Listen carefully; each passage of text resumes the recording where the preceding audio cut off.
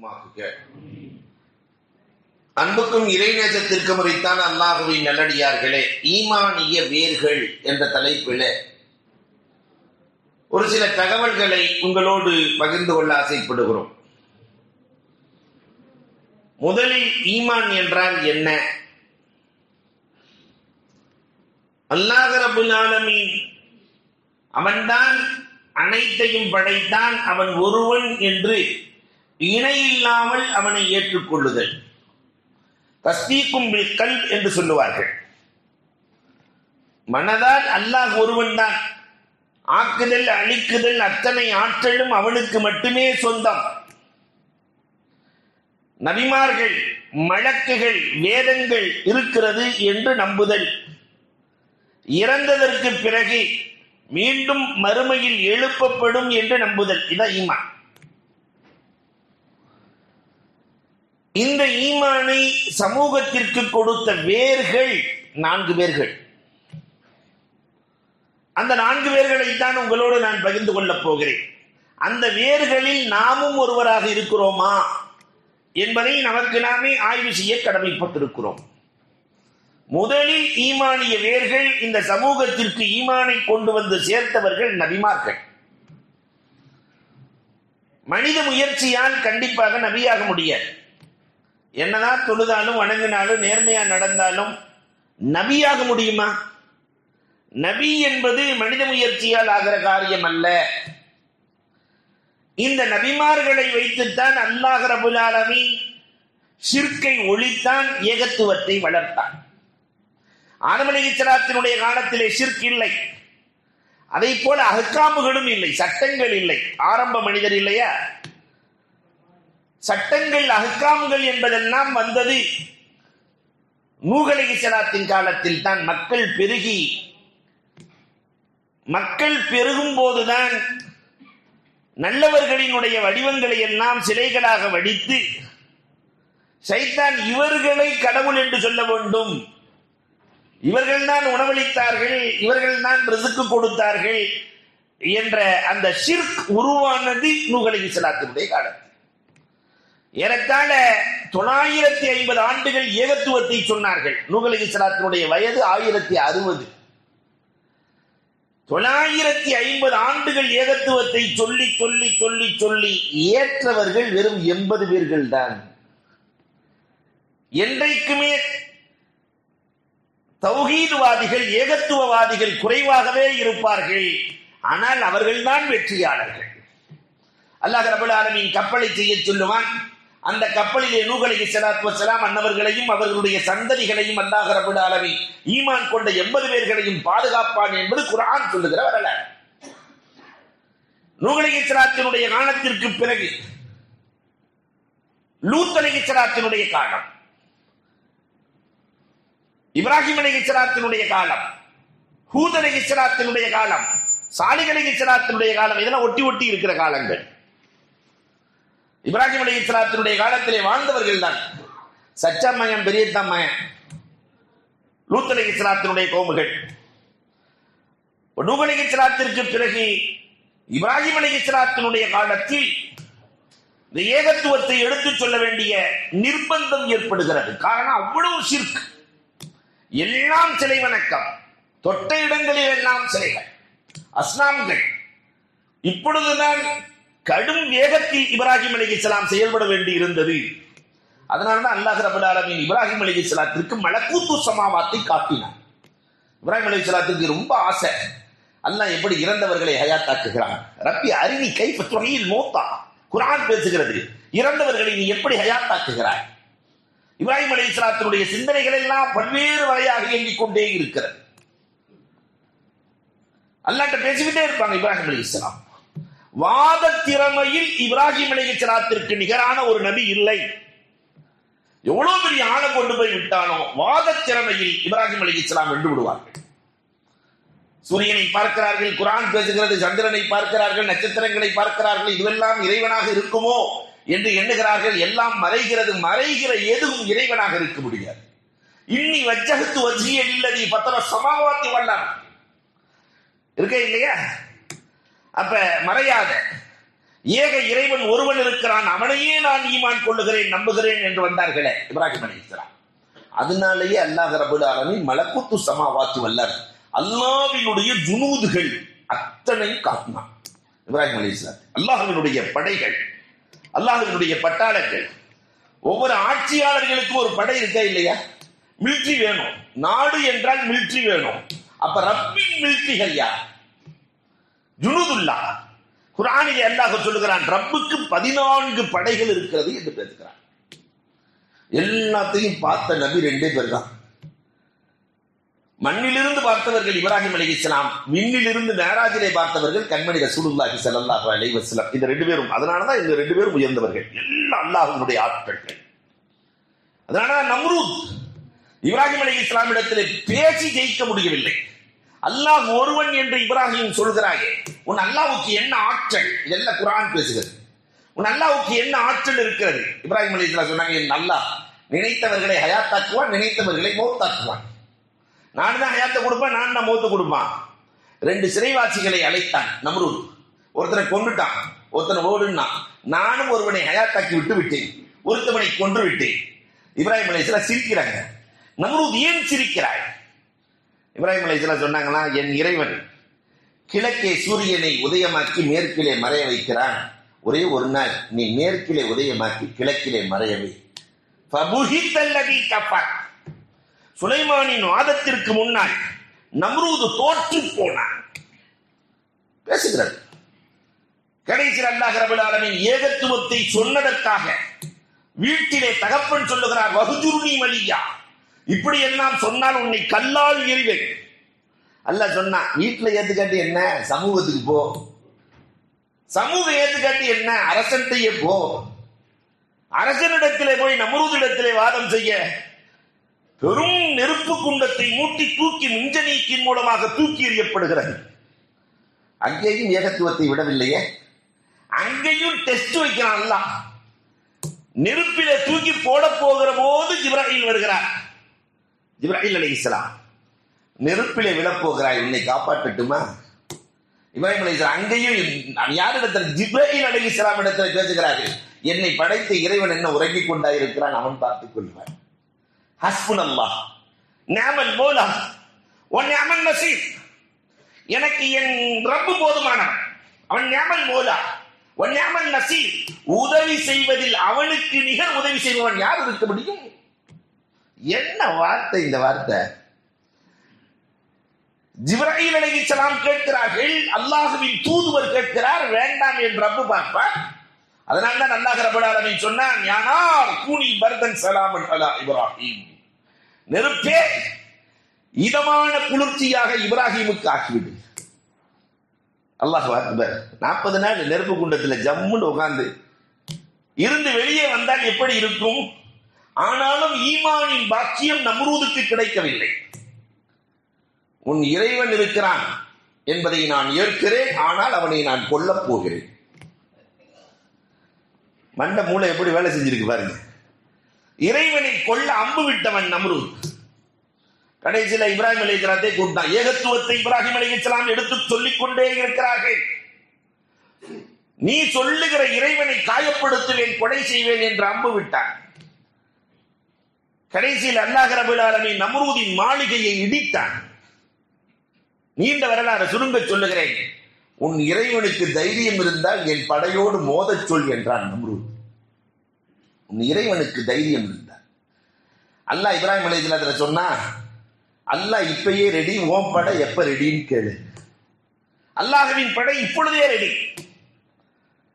இப்ராஹிம் அலைஹிஸ்ஸலாம் சொன்ன உடனே நம்ரூது சொல்லுவான், என் படையை சரி செய்வதற்கு 3 நாட்கள் வேண்டும். யானை படைகள், காலாட் படைகள், குதிரை படைகள், ஒட்டகை படைகள் எல்லாம் சரி செய்ய 3 நாள் வேண்டும். 3 நாள் எல்லா படைகளும் ரெடியா இருக்கு. இப்ராஹிம் அலைஹிஸ்ஸலாம் மட்டும் திக்ர் செஞ்சுட்டு உட்கார்ந்து இருக்கிறாங்க. அந்த காலத்துல அவங்களுக்கு இபாதத்து திக்ர் தான். நம்ம தொழுகிற மாதிரி தொழுக மாட்டாங்க, திக்ர் செய்து கொண்டிருக்கிறார்கள். ஒற்றன் வருகிறான், இப்ராஹிம் அலைஹிஸ்ஸலாத்தை அழைத்து செல்கிறான். நம்ரூதின் படை ரெடி. இப்ராஹிம் அலைஹிஸ்ஸலாம் பார்த்தா கடல் மாதிரி இருக்கு படை. இன்னும் இப்ராஹிம காண உம்மத்தன் காணித்தா. இப்ராஹிம் அலைஹிஸ்ஸலாம் திரும்பி திரும்பி பார்க்கறாங்க, ஒரு ஆள் தான், அவங்க மட்டும் நின்றுட்டு இருக்கிறாங்க. அல்லாஹ்ட்ட பேசுறாங்க, ரப்பே உன்னை நம்பி படையெல்லாம் அவன் ரெடி பண்ணிட்டான், ஓ படைய ஒண்ணு காணறப்பே, நான் மட்டும்தான் நிக்கிறேன் என்று சொல்லுகிற போதுதான் அல்லாஹ் மலக்கூத்து சமாபாத் அந்த திரையை அகற்றினான். அல்லாஹுவின் ஆளுமை, வல்லமை, உள்ளமை அத்தனையும் இப்ராஹிம் அலைஹிஸ்ஸலாம் காண்கிறார். பார்த்துட்டு அந்த படைகளை எல்லாம் பார்த்தாங்க. அல்லாஹ்வினுடைய ஜுனூதுகளை பார்த்துட்டு நம்ரூதுடைய படையை பார்க்கிறாங்க. கொசுவின் இறகுமான் இருக்கிறதே என்றார்களாம். அல்லாஹ் சொல்லிட்டான், என் நபி நாவுல கொசுங்கிற வார்த்தை வந்துருச்சு, இத்தனை படையை அழிக்கிறதுக்கு வெறும் கொசுவை மட்டும் அனுப்புறேன்னு நினைச்சான்.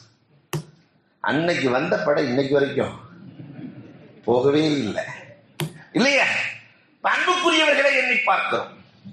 அல்லாஹ்வினுடைய ஆளுமை, அந்த ஏகத்துவத்தை இப்ராஹிம் அலைஹிஸ்ஸலாம் எடுத்து சொன்ன விதம் குர்ஆன் பேசிக் கொண்டிருக்கிறது.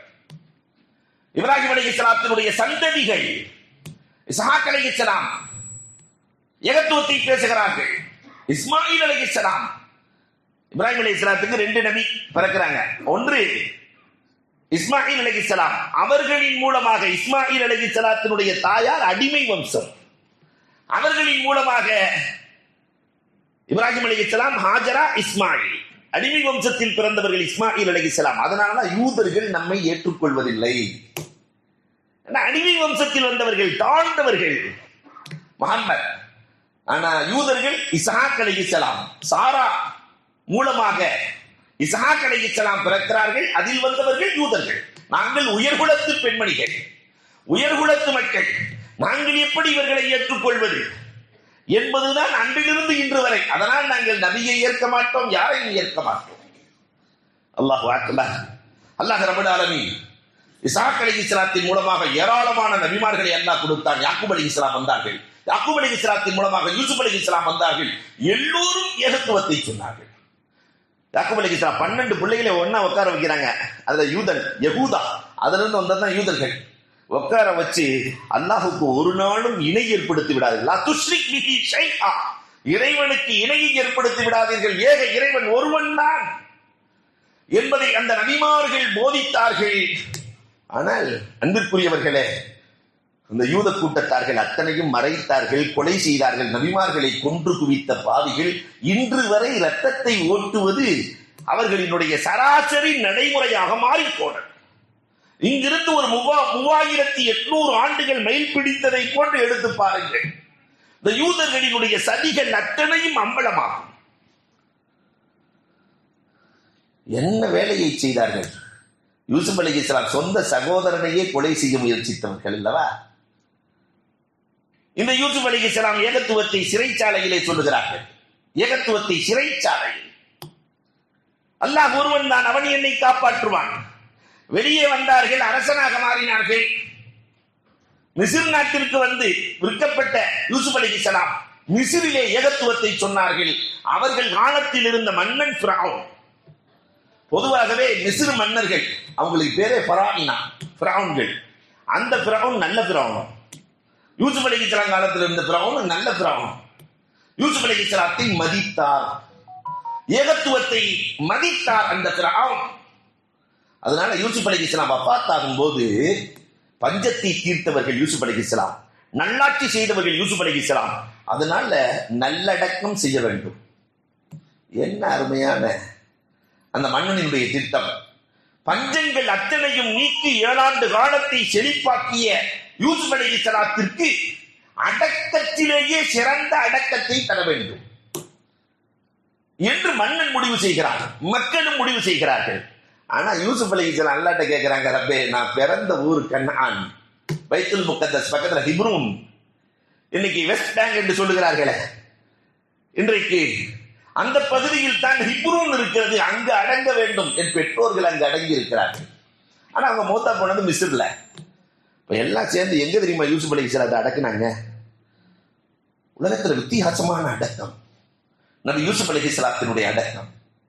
மிஸ்ர்ல நைல் நதி ஓடுதா இல்லையா? அந்த நைல் நதிக்கு நடுவிலே தண்ணீரை நிறுத்தி அடக்குகிறார்கள். உலகத்தில் எந்த மன்னனும் இப்படி அடக்கப்பட்டதில்லை. யூசுப் அலைஹிஸ்ஸலாத்து வஸலாத்தினுடைய அடக்கம் நைல் நதியினுடைய நடுப்பகுதியில் தண்ணீர் நிறுத்தப்பட்டு அங்கு அடக்கப்பட்டு அலங்கரிக்கப்பட்டார்கள் யூசுப் அலைஹிஸ்ஸலாம். அல்லாஹு அக்பர். ஆனா யூசுப் அலைஹிஸ்ஸலாத்தினுடைய நாட்டத்தை அல்லாஹ் நிறைவேற்றணுமா இல்லையா? ஏகத்துவத்தை சமூகத்திற்கு கொடுத்த யூசுப் அலைஹிஸ்ஸலாத்தினுடைய நாட்டத்தை நிறைவேற்றுறதுக்காக மூசா அலைஹிஸ்ஸலாம் 200 வருஷத்துக்கு பின்னாடி வர்றாங்க. ஒரு 150 ஆண்டுகளுக்கு பின்னால் ஏறத்தாழ. அப்ப அல்லாஹ் சொல்லுவான், யூசுஃபின் நாட்டம் பைத்துல் முகத்தஸில் அடங்க வேண்டும் என்பது, அதனால் நீங்கள் யூசுப் அலைஹிஸ்ஸலாத்தை எடுத்து பைத்துல் முகத்தஸுக்கு அருகில் அடக்குங்கள், ஹெப்ரோன்ல அடக்குங்க. 150 வருஷத்துக்கு பின்னாடி மூசா அலைஹிஸ்ஸலாத்துக்கு எங்க அடங்கி இருக்காங்கன்னு தெரியணும்ல. எங்க எங்க யூசுப் அடங்கி இருக்கிறார், எங்கே அடங்கி இருக்கிறார் கேட்டா ஒரே ஒரு கிளவி சொல்லுது. அந்த காலத்துல நம்ம பார்த்தே 110 வயசு வரைக்கும் உள்ள ஆளுகள்லாம் பார்த்துருக்கிறோம். அந்த கிளவிக்கு 200 வயசு. அந்த கிளவி சொல்லுச்சான், எனக்கு அடங்கி இருக்கிற இடம் தெரியும், ஆனா இப்ப எனக்கு கண்ணு தெரியாதுன்னு. இடம் தெரியும், எங்க இருக்கிறாருன்னு என்னால சொல்ல முடியும், நைல் நதியில எங்க அடக்கப்பட்டிருக்குன்னு, ஆனா இப்ப கண்ணு தெரியாது. அப்ப அல்லாஹ்ட்ட துஆ செஞ்சாங்க, ரப்பே இந்த பெண்மணிக்கு கண் பார்வையை கொடுடா ரப்பே. அல்லாஹ் ரப்பல் ஆலமீன் நபி கேட்டாங்களா இல்லையா, கண் பார்வை கொடுத்தான். அடுத்து வேற உனக்கு என்னம்மா வேணும்னு கேட்ட உடனே அந்த பொம்பளை என்ன சொல்லிச்சு தெரியுங்களா, என் வயசு 18 ஆகணும்னு. அன்னையில இருந்து பொம்பளைகளுக்கு இன்னைக்கு வரைக்கும் அந்த வயசு மேல பேராசை. வேற என்னம்மா வேணும், சொர்க்கத்துல உங்க கூட தான் நான் இருக்கணும். ஏமா சொர்க்கத்துல ஊர்லீன்கள் இருக்கிறாங்க, அவங்க கிளவி, நீ உன் கூட நான் இருந்து என்ன பிரயோஜனம்? யூசுப் அலைஹிஸ்ஸலாம். அல்லாஹ் ரப்பல் ஆலமீன் அந்த பெண்மணியினுடைய துஆவை கபூல் செய்தான் என்பது வரலாறு. யூசுப் அலைஹிஸ்ஸலாம் எடுத்து அடக்கப்பட்டார்கள். அந்த யூசுப் அலைஹிஸ்ஸலாம் அவர்கள் வாழ்ந்த காலத்திலே மிஸ்ர் தேசத்திலே ஏகத்துவத்தை எடுத்து சொல்லி ஈமானை உருவாக்கினார்கள். அவர்களுக்கு பின்னால் வந்த யூதர்கள் தான் சிலை வணக்கத்தின் உச்சத்தை உருவாக்கி மூசா அலைஹிஸ்ஸலாம் பட்ட பாடு சொல்லி மாற முடியாத பாடு இல்லையா? மூசா அலைஹிஸ்ஸலாம் கஷ்டப்பட்ட மாதிரி உலகத்துல எந்த நபியும் கஷ்டப்படல. அல்லாஹு அக்பர். மூசா அலைஹிஸ்ஸலாத்தை அவர்கள் படுத்திய பாடு. வாங்க போருக்கு போனான்னு சொல்லி கூட்டிட்டு போனா, பக்கத்துல போனோம்னா நீங்களும் அல்லாவும் போய் செய்யுங்க, நாங்க நின்று வேடிக்கை பார்க்கிறோம். கடைசியில கலட்டி விடுற வேலை யூதர்களுக்கு அன்னையில இருந்து இன்னைக்கு வரைக்கும் இருக்கு. கடைசி வரைக்கும் போய் கழட்டி விட்டு போயிட்டே இருப்பான். பத்வா செய்தார்கள், அல்லாஹ்விடத்திலே பேசினார்கள், ரப்பே வத்மிஸ் அலா உஜூஹிஹிம் வஸ்துத் அலா குலூபிஹிம். விடாத இவர்களை நீ ஒரு பிடி பிடி. ஈமான் கொள்ள மறுக்கிறார்கள். மூசா அலைஹிஸ்ஸலாம் பேசினாங்க. குர்ஆனில் அல்லாஹ் சொல்கிறான், நபிமார்கள் ஈமானியவர்கள். அதற்கு பிறகு அல்லாஹ் ரப்பல் ஆலமீன் சுலைமான் அலைஹிஸ்ஸலாத்தை அனுப்பினான், தாவூத் அலைஹிஸ்ஸலாத்தை அனுப்பினான். அவர்களுடைய ஈமானிய வலு பயங்கரமானது. தாவூத் அலைஹிஸ்ஸலாத்தினுடைய ஈமானுடைய அந்த ஸ்ட்ராங், அல்லாஹ் அக்பர். தாவூத் அலைஹிஸ்ஸலாம் ஒரு 4 அடி உயரம் தான் இருப்பாங்களாம், தாவூத் அலைஹிஸ்ஸலாத்தினுடைய உயரம். ஆனா தாவூத் அலைஹிஸ்ஸலாத்தினுடைய குரல் வலிமை, அல்லாஹ் அக்பர். பாறைகள் அவர்களின் குரலை கேட்டு ஆடுமா. பாறைகள் ஆடுகளை மேய்ப்பார்களாம். இவர்கள் பாட்டு பாடி கொண்டு சென்றால், அந்த பாட்டுக்கு பேர் தான் இல்லையா அவங்களுக்கு கொடுத்த வேதம். என்ன வேதம்? சுர்யான். அந்த பாடல் தான். அவங்க பாட்டு பாடின மேய்க்கிற ஆடுகள் தலையாட்டுமா. அந்த வழியாக போன தாலூத்து மன்னர், மன்னர்கள் என்று சொன்னாலே மண்டையெல்லாம் கிறுக்கு பிடித்திருக்கும். நிம்மதி தேவை மன்னர்களுக்கு. எங்கிருந்தோ ஒரு பாடலின் ஒளி கேட்கிறது, ஆடுகள் எல்லாம் தலையாட்டி வருகிறது. யாரா பாடுறது? பார்த்தா தாவூத் பாடிட்டு இருக்கிற. தம்பி, எனக்கு உறக்கம் வருவதில்லை, நீ வந்து பாடுகிறாயா? தாவூத் அலைஹிஸ்ஸலாம் பாடுவார்கள், மன்னர் உறங்குவார். உறங்காதவர்கள் எல்லாம் தாவூதின் குரல் கேட்டு உறங்குவார்கள். அவ்வளவு அற்புதம். இப்பதான் ஜபாபிரா மன்னர், அங்கிருந்தே படை நடந்து கொண்டுதான் இருக்கிறது. பைத்துல் முகத்தஸ் பகுதியில் அன்னைக்கு நடந்த பெரும் போர். ஜாலூத் மன்னன், ஜெருசலத்தை வெற்றி கொண்ட மாமன்னன், அவனை எதிர்க்கிறதுக்கு ஆள் இல்லை. தாலூத்து நல்ல மனிதர். தாலூத்தின் படைகள் போய் மோதுகிறது. ஜாலூத்தை வெற்றி கொள்ள முடியாத காரணம் ஜபாபிரா. உயரமே 30 அடி, 30 அடி உயரம். பயங்கரமான மனிதர். அம்பு வில்லு வாள் எதுவும் பயன்பெறவில்லை. தாலூத்து துடியாய் துடிக்கிறார். இந்த மன்னனை வெற்றி கொண்டால் நாட்டில் பாதி தருகிறேன், என் மகளை மனமுடித்து வைக்கிறேன் என்று அறிவிப்பு செய்கிறார். இந்த நேரத்தில் தான் தாவூத் அலைஹிஸ்ஸலாம் போறாங்க. தாவூத் அலைஹிஸ்ஸலாம் 4 அடி உயரத்தில், நான் போய் ஜெயிச்சுட்டு வரட்டுமா? மன்னர் 30 அடி உயரம் உள்ள ஆளை 4.5 அடி நான் போய் ஜெயிச்சுட்டு வரட்டுமா? தாலூத்து மன்னர் கேட்கிறாரு, நீ பாடுகிறாய், நான் உறங்குகிறேன், அவ்வளவுதான்.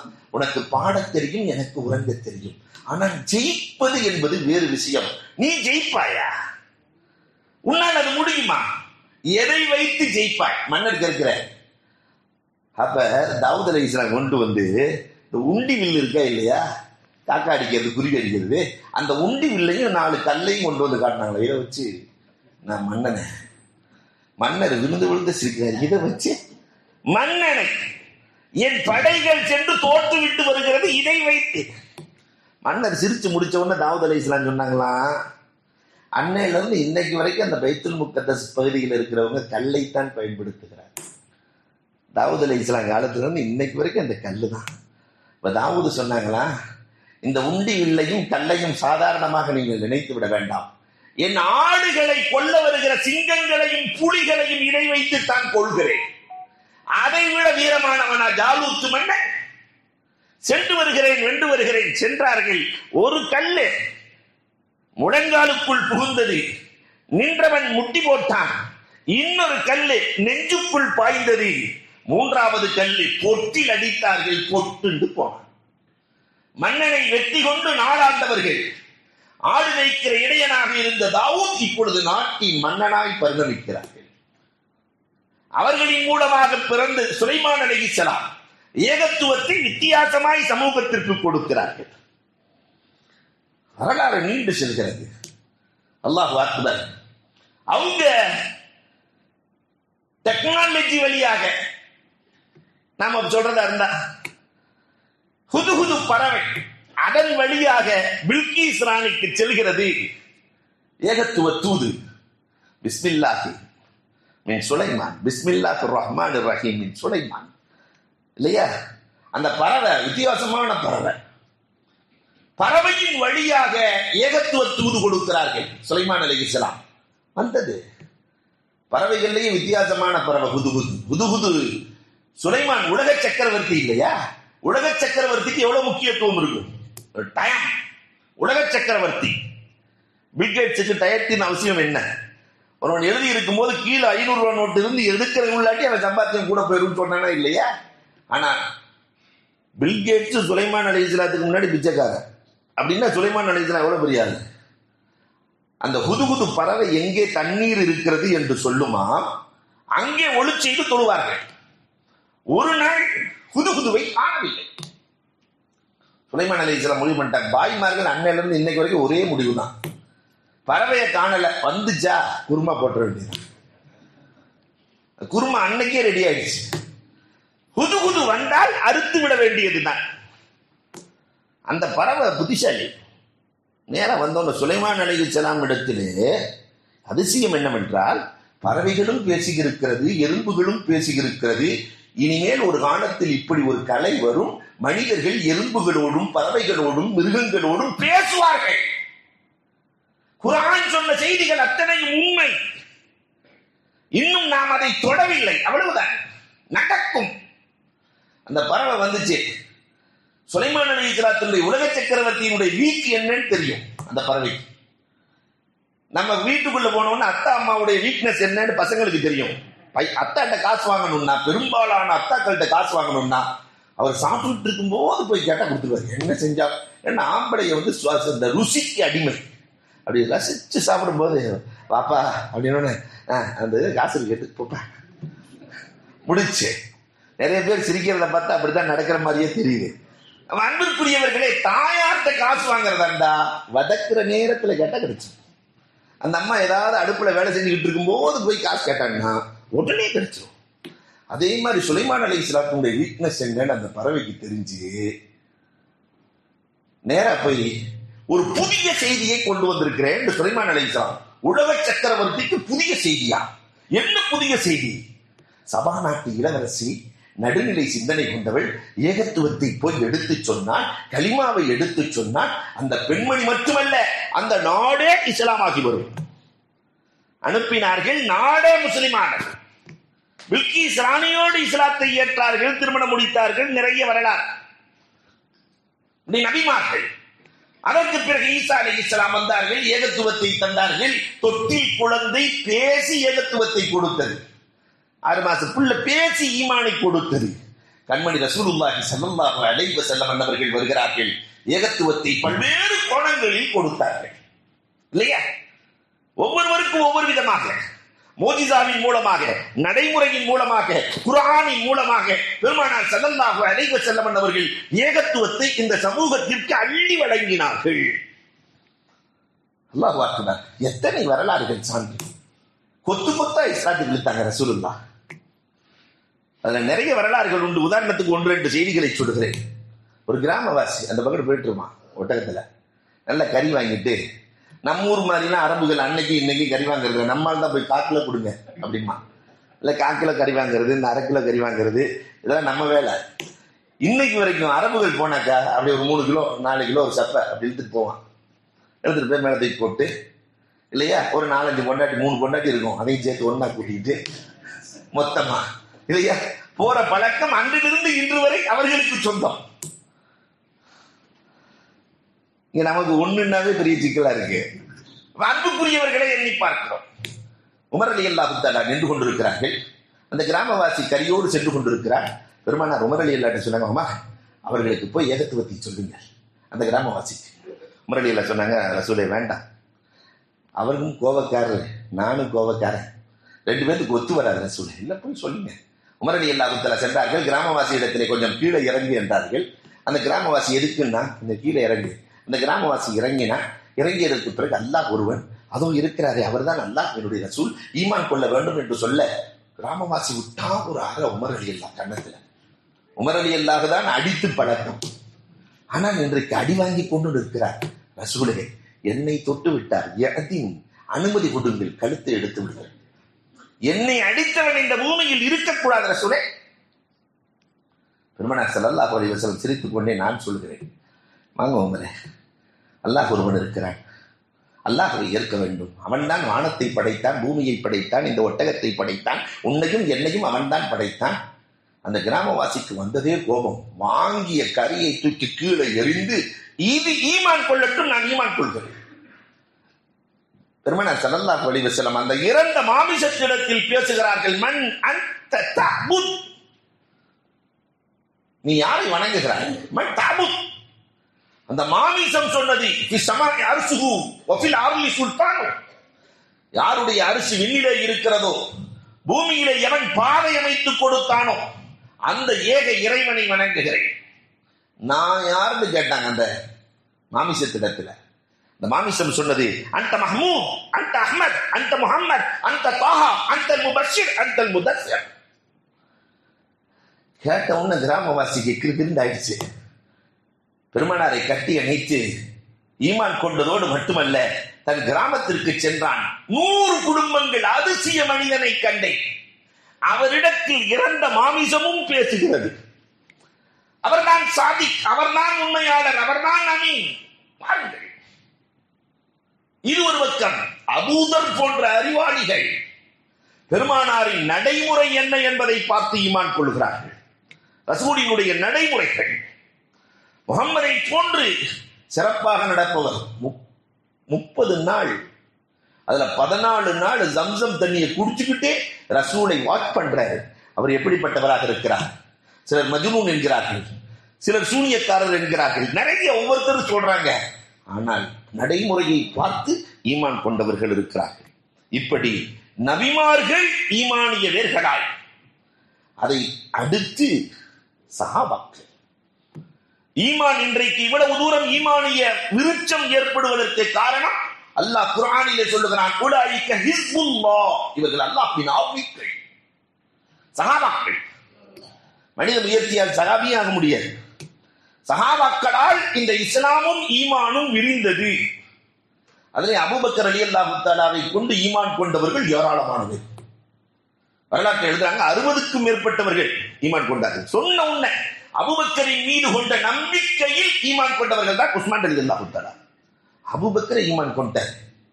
அபூபக்கர் எப்படி ஈமான் கொண்டார் தெரியுமா? அது ஒரு அதிசயமான நிகழ்வு. பெருமானார் ஸல்லல்லாஹு அலைஹி வஸல்லத்தை விட 2.5 வயசு கம்மி. அப்ப ரசூல் 40 வயதுல ஏகத்துவத்தை சொல்லும் போது இவருக்கு வயசு எத்தனை? 37.5 வயசு. ரசூல்ல போய் அபூபக்கர் ரலியல்லாஹு சொல்றாங்க, அல்லாஹ் ஒருவன் தான், அல்லாஹ்வின் தூதராக நான் இருக்கிறேன். பெருமானார் ஸல்லல்லாஹு அலைஹி வஸல்லம் அபூபக்கர் ரலியல்லாஹு கேட்கிறாங்க, நீங்க அல்லாஹ்வின் தூதர் என்பதற்கு என்ன அடையாளம்? சொன்னாங்க ரசூலுல்லாஹ், 18 வயசுல சிரியாவுக்கு வியாபாரத்துக்கு போனீங்க இல்ல, அப்ப ஒரு யூத பாதிரி உன்னை கூப்பிட்டாரு, உன் தொடையை காட்டு என்றாரு, உன் வயிற்றை காட்டு என்றாரு, மச்சத்தை பார்த்து ஒரு கவிதை சொன்னார், மச்சத்தை பார்த்து ஒரு கவிதை. ஒரு நபி வருவார், அந்த நபிக்கு நீதான் வலது கையாய் வசீராய் இருப்பாய், அமைச்சராய் இருப்பாய் என்று சொன்னாரே, நிறைவு இருக்கிறதா என்று கேட்கிற போது அபூபக்கர் ரலியல்லாஹு மிரண்டு போனார்கள். அன்றைக்கு சொன்ன கவிதையை பெருமானார் இன்று சொல்லுகிறார்கள், கட்டி அணைத்தால் இஸ்லாத்தை ஏற்றார். அன்றே அபூபக்கர் இஸ்லாத்தை ஏற்ற அன்றே 6 பேர்கள் இஸ்லாம். அபூபக்கர் ரலியல்லாஹு தஆலாவினுடைய சொல்லால் இஸ்லாம் விரிந்தது, சஹாபாக்களால் விரிந்தது. முஆத் இப்னு ஜபல் அல்லாஹு அக்பர் யமன் தேசத்திற்கு சென்றார் தனியாக. முஆத் தனியாக சென்றார் யமன் தேசத்திற்கு. ஒரு முஆத் ரசூலுல்லாஹ் அனுப்பும் போதே சொல்றாங்க, குதிரையில 2 பேரும் ஒன்னா தான் போறாங்க, ரசூலுல்லாஹும் முஆத் இப்னு ஜபலும். யா முஆத் லப்பைக் யா ரசூலல்லாஹ், யா முஆத் லப்பைக் யா ரசூலல்லாஹ், யா முஆத் லப்பைக் யா ரசூலல்லாஹ். முஆத், யமன் தேசத்திற்கு செல்லுகிறாய், திரும்பி வருகிற போது நான் இருக்க மாட்டேன். முஆத் இப்னு ஜபல் ரலியல்லாஹு கீழே குதிச்சிட்டாங்க, அப்படின்னு நான் போக மாட்டேன், எனக்கு யமன் தேசம் வேண்டாம், நீங்க தான். இல்லை முஆத், செல்லுங்கள், ஏகத்துவத்தை சொல்லுங்கள். சென்றார். யமன் தேசம் முழுக்க ஒருவர் இஸ்லாத்தை தந்தார். எல்லாத்தையும் கூப்பிட்டு வச்சு பேசுவாராம் முஆத் இப்னு ஜபல். ரசூல் யார் தெரியுமா அப்படின்னு ரசூலுல்லாஹ்வுடைய வரலாறு. அவர் எப்படி வணங்குவார் தெரியுமா? தவறமத் கதமாக தௌரிமா, காலெல்லாம் வீங்கி வீங்கி ரத்தம் வரும் அளவிற்கு வணங்குவார். அவருடைய முடி அழகு எப்படி இருக்கும் தெரியுமா? அவருடைய முடி ஹரீரன் ஹரீரா, பட்டு போன்ற முடி, பாதுகாக்கப்பட்ட முடி. அந்த முடி கூட உலகத்துல வேற யாரினுடைய முடியும் நம்ம முடியெல்லாம் எடுத்து பாதுகாக்க வச்சிருக்கோமா? அவர் முடி கூட பாதுகாக்கப்பட்டவர். அவர் பேச்சு எப்படி இருக்கும் தெரியுமா? லுபுலு அன் லுபுலுஆ, முத்து முத்தான பேச்சுக்கள், அத்தனையும் ஏற்றுக்கொள்ளப்பட வேண்டிய பேச்சுக்கள். அவர் வீரம் எப்படி இருக்கும் தெரியுமா? ரைசன் ஜசூரா, சீறி பாய்கிற சிங்கத்தை போன்ற அவருடைய வீரம் இருக்கும். அவருடைய கண்கள் எப்படி இருக்கும் தெரியுமா? அஸ்வதுல் ஐனைன் கஹீலா, சிவந்த மேனையில் கருத்த சுருமா. அவர் குணம் எப்படி இருக்கும் தெரியுமா? இன்னக லஅலா குலுகின் அதீம், உயர்ந்த குணம், மன்னிக்கும் மகத்துவம். இப்படி வரிசையா சொல்லிக்கிட்டே வர்றாங்க. வந்த உடனே அவர் பேர் என்ன என்று அந்த மக்கள் எல்லாம் கேட்கிறார்கள். அவர் பேர் தான் இஸ்முஹு முஹம்மத், அவர் பேர் தான் முஹம்மத். நாங்கள் அவருக்காக என்ன செய்ய வேண்டும்? சல்லு அலைஹி வ சல்லிமு தஸ்லீமா, அவரின் மீது சலாத்தை சொல்லுங்கள், அவரை ஈமான் கொள்ளுங்கள் என்று சொல்லி கூட்டம் கூட்டமாய் குழு குழுவாய் முஆத் இப்னு ஜபல் ரலியல்லாஹுவினுடைய அந்த ஈமானிய வேரில் படர்ந்த மலர்கள். அல்லாஹு அக்பர். இப்படி சஹாபாக்களின் வழியாக ஈமான் வளர்ந்தது. அதற்கு பிறகு வழிமார்கள், இறைநேசர்கள், வழிமார்களின் வழியாக. அவங்க இல்லைன்னு சொன்னாக்கா இன்னைக்கு ஈமானை கொண்டு வந்து சேர்க்க முடியுமா? அன்பிற்குரியவர்களை எண்ணி பார்க்க வேண்டும். உங்க பக்கத்தில் இருக்கக்கூடிய ஸைனுத்தீன் மக்தூம் தங்கள் சொல்றாங்களா இல்லையா? ஸைனுத்தீன் மக்தூம் அவர் எழுதிய நூல்கள் மட்டும் 500க்கு மேலே. ஒரே ஒரு மரத்திலே ஒரு பெரிய பள்ளி. மன்னருக்கு பிரச்சனை, மருத்துவம் பார்க்க போகிறார். மருத்துவம் பார்த்து விட்டு மன்னர் என்ன வேண்டும் என்று கேட்கிறார். 12-13 பேர் கட்டி பிடிக்க முடியாத மரத்தை காட்டி, இந்த மரம் தான் எனக்கு வேண்டும் என்கிறார். இந்த மரம் அங்க இருக்குது, அங்க எப்படி வரும்? இல்ல, அது நான் பார்த்துக்கிறேன். மரத்தை தட்டி பொன்னாடிக்கு வந்து சேர் என்று சொன்னார். மழை பெய்தது, மரம் அசைந்தது, காற்றால் ஆற்றுக்கு வந்தது, கடலுக்கு சென்றது, கடலின் வழியாக வந்தது, வரலாறுகள் நீண்டு செல்கிறது.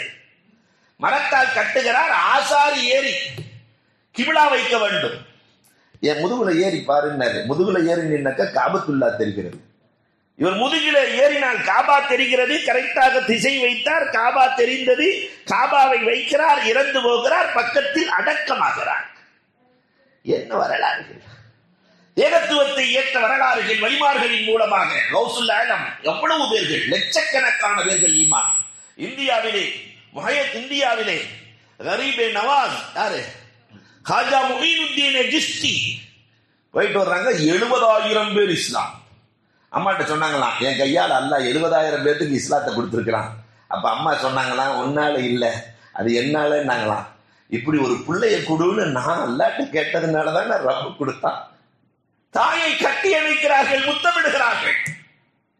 அல்லாஹு அக்பர். ஏகத்துவம் மலர்ந்தது வழிமார்களின் மூலமாக. நாலாவதாக அன்பிற்குரியவர்களே, பகுத்தறிவாளர்களால் இஸ்லாம் உயர்கிறது. பகுத்தறிவு. இன்னைக்கு வழிமார்கள்லாம் காணும், ஆனால் பகுத்தறிவை அல்லாஹ் வழங்கி இருக்கிறான். ஒவ்வொரு நாளும் இஸ்லாம் வளர்ந்து கொண்டே வருகிறது. எதனாலங்க? முஸ்லிம்களை பார்த்தா என்றால் இல்லை, இஸ்லாத்தை படித்தோம்.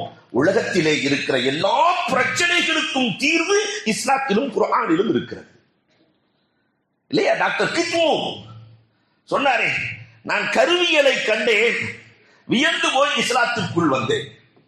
1400 வருஷத்துக்கு முன்னாடி அந்த முகம்மதுக்கு கருவியலை பற்றி இவ்வளவு அழகாக கலக்குனல் அலகத முதஅத்தன் வகலக்குனல் முதஅத்த இலாமன் ஃபகஸவுனல் இலாம லஹ்மா, நுத்ஃபாவை இந்த ஃபோமை எப்படி சதை துண்டாக ஆக்கி, எப்படி உயிர் கொடுத்து, எப்படி எலும்புகளை போர்த்தி, எலும்புகளை வைத்து, சதைகளை போர்த்தி மனிதனாக எப்படி உருவாக்கப்படுகிறது என்ற கருவியல் சித்தாந்தம் என்னை கவர்ந்தது இல்லையா? இந்த அடிகளார் அப்துல்லா சொன்னாரே, ரசூலுல்லாஹ் கொடுத்த அந்த வாழ்வியல் முறை என்னை கவர்ந்தது. அங்கே ரசூலினுடைய வாழ்க்கையில் தாழ்த்தப்பட்டோர் என்பவர்களே இல்லை. பெருமானாருக்கு பக்கத்திலே ரோம் நாட்டு சுஹைப் இருந்தார், கருப்பர் அபிசீனிய கருப்பர் பிலால் இருந்தார், சல்மானே பாரிசி இருந்தார், பாரிசி நாட்டு சல்மான் இருந்தார். எல்லோரும் ஒன்றாக இருந்தார்கள். அந்த நடைமுறை இங்கே இல்லையே. ஏற்றத்தாழ்வு இருக்கிறதே, தலையில் பிறந்தவன் காலில் பிறந்தவன் என்று ஏற்றத்தாழ்வு இருக்கிறதே. இந்த ஏற்றத்தாழ்வு பிடிக்கவில்லை, இஸ்லாத்திற்குள் இணைந்தேன் என்றார். இன்னைக்கு வரைக்கும் சபரிமலா இஸ்லாத்திற்குள்ளே இணைந்து, அதற்கு என்ன காரணம்? பகுத்தறிவு, குர்ஆனின் விளக்கம், ரசூலின் கருத்துக்கள். ஆனால் கவரப்பட்டு இஸ்லாத்திற்குள் நுழைகிறார்கள். அப்ப இந்த 4 காரணங்களும் இஸ்லாமிய வேர்கள் படர்வதற்கான காரணங்கள். அப்ப நாம பகுத்தறிவாளர்களாக மாறி நம்மின் மூலமாக பல 100 பேர்கள் ஏகத்துவத்தை எடுக்க வேண்டுமே. அப்ப நம்ம நடைமுறையில் முஸ்லிம்களாக வாழ வேண்டும். நேர்மை, நீதி, உண்மை, சத்தியம் அத்தனையும் கொண்டு போய் சமூகத்திற்கு சேர்க்க வேண்டிய பொறுப்பு நமக்கு உண்டு இல்லையா? இதை செய்கிற நன்மக்களால் அல்லாஹ் ரப்பல் ஆலமீன் நம்மை ஆக்கி ஈமானை பாதுகாக்கிற வேர்களாக அல்லாஹ் நம்மை ஆக்கி அருள்வானாக. வாஹுரு தஅவானா அனில் ஹம்துலில்லாஹி ரப்பில் ஆலமீன். அன்பிற்குரியவர்களே, இன்றைக்கான டிப்ஸ். மதீனாவுல நீங்க போய் நுழைஞ்சா பெருமானார் ஸல்லல்லாஹு அலைஹி வஸல்லத்துக்கு சலாம் சொல்லிட்டு வெளியே வரும்போது, உள்ள போகும்போது வெளியே வரும்போது ஒரு களிமா எழுதப்பட்டிருக்கும். அதை 3 தடவை சொன்னா 3 பிரச்சனை இருக்காது. வறுமை வராது, வறுமையை நீக்குகிற வழி, கபரின் வேதனையை நீக்கும், நரக நெருப்பை அகற்றும். நான் சொல்லல, ரசூலுல்லாஹ் சொன்னது.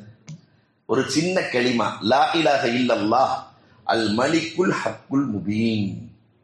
நீங்க மதீனாவுல போய் பார்க்கலாம். லா இலாஹ இல்லல்லாஹ் அல் மலிக்குல் ஹக்குல் முபீன். இதை ஒரு நாளைக்கு 3 தடவை சொன்னா போதும். எப்படி ஒரு 1/2 மணி நேரம் ஆகுமா? அன்பிற்குரியவர்களை, 1 நிமிடம் கூட ஆகாது.